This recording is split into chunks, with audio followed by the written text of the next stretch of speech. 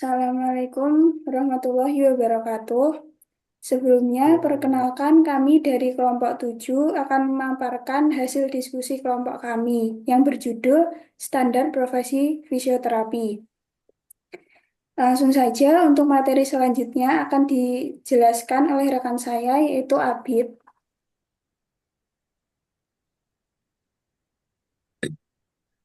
Apa itu standar profesi fisioterapis? Fisioterapis adalah tenaga kesehatan yang memiliki kompetensi di bidang fisioterapi, bertugas melakukan upaya peningkatan, pencegahan, pemulihan, dan pemeliharaan fungsi gerak dan fisik individu. Istilah umum dalam dokumen ini mengacu pada pengertian yang berlaku secara nasional dan internasional sesuai dengan standar profesi. Standar profesi fisioterapis adalah disusun sebagai pedoman dalam pelaksanaan praktik fisioterapi yang profesional, bertanggung jawab, dan sesuai dengan peraturan perundang-undangan yang berlaku.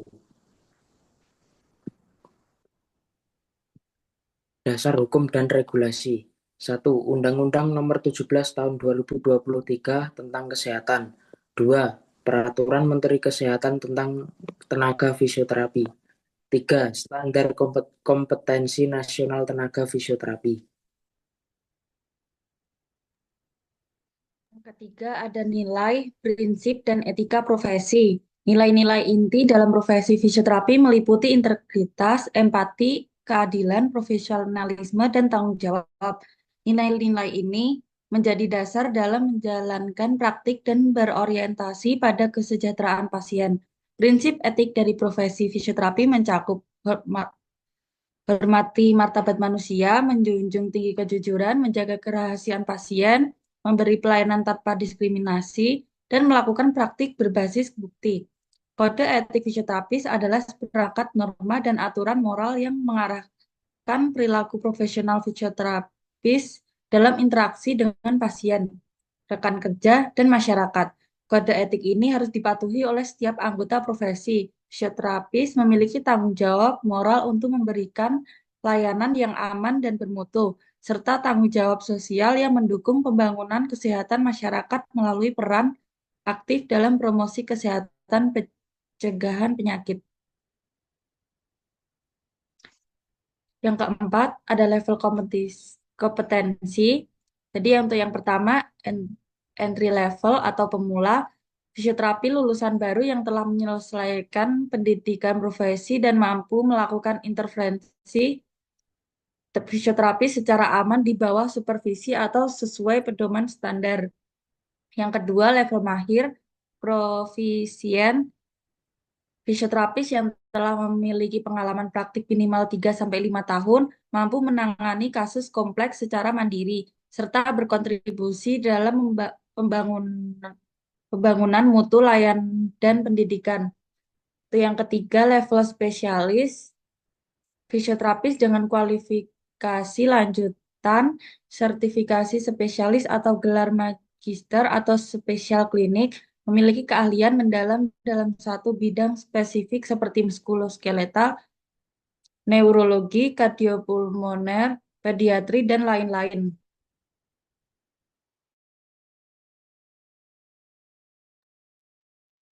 Untuk selanjutnya ada jenjang pendidikan fisioterapi. Pendidikan fisioterapi di Indonesia telah mengalami perkembangan signifikan seiring dengan meningkatnya kebutuhan akan pelayanan rehabilitasi berkualitas. Jenjang jenjang pendidikan fisioterapi yang berlaku meliputi satu diploma atau D3, fokus pada keterampilan praktik dasar fisioterapi. Lulusan dapat menjadi asisten fisioterapis. Kedua, ada sarjana terapan atau S1 atau D4, mengembangkan kemampuan akademik dan klinis yang lebih kompleks. Lulusan mampu melakukan asesmen dan intervensi fisioterapi secara mandiri. Ketiga, ada pendidikan profesi fisioterapi. Wajib diikuti setelah S1 atau D4, menekankan pengalaman klinis langsung di berbagai setting layanan kesehatan. Keempat, ada spesialis fisioterapi. Ditujukan bagi fisioterapis berpengalaman yang ingin mendalami bidang tertentu, seperti neurologi, muskuloskeletal, dan pediatri. Selanjutnya ada persyaratan surat tanda registrasi atau STR. 1. Ijazah atau sertifikat profesi yang relevan dengan bidang kesehatan. 2. Sertifikat kompetensi yang dibutuhkan dalam praktik kesehatan dan masih berlaku dan sesuai dengan persyaratan profesi kesehatan. 3. Pas foto formal terbaru dengan ukuran 4x6. Pastikan foto menghadap ke depan, berlatar belakang merah, dan wajah terlihat jelas tanpa penutup wajah. Jangan lupa untuk menyimpan file foto dalam format JPEG dengan ukuran maksimal 200 KB. 4. Ada kartu tanda penduduk atau KTP. 5. Biaya penerbitan STR bervariasi tergantung pada jenis tenaga kesehatan.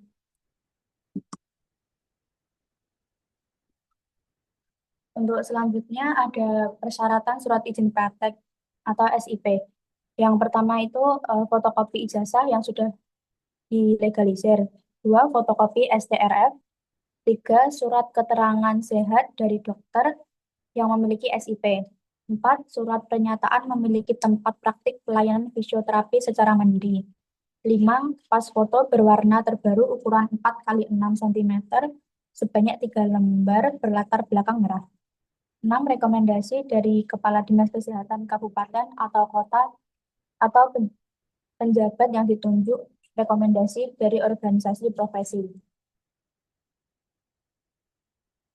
Kemudian pengembangan profesi melalui organisasi, yaitu adanya Ikatan Fisioterapi Indonesia atau yang disingkat dengan IFI, didirikan pada tahun 1968 dengan nama Ikatan Fisioterapi Indonesia, IKFI, yang mana bertujuan mengembangkan profesi fisioterapi dan berperan sebagai wadah komunikasi dengan pemerintah dan organisasi yang terkait.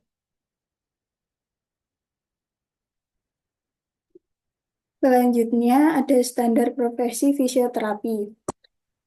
Bertujuan untuk menjamin kualitas pelayanan fisioterapi yang profesional dan bertanggung jawab, melindungi masyarakat dari pelayanan yang tidak sesuai standar, memberikan acuan bagi pendidikan dan praktik fisioterapi di Indonesia.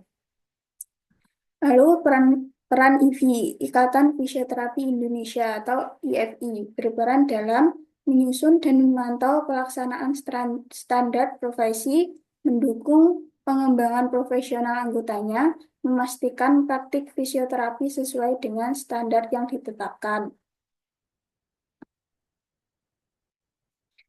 Sekian pemaparan materi dari kelompok kami. Jika ada salah kata, mohon dimaafkan. Wassalamualaikum warahmatullahi wabarakatuh.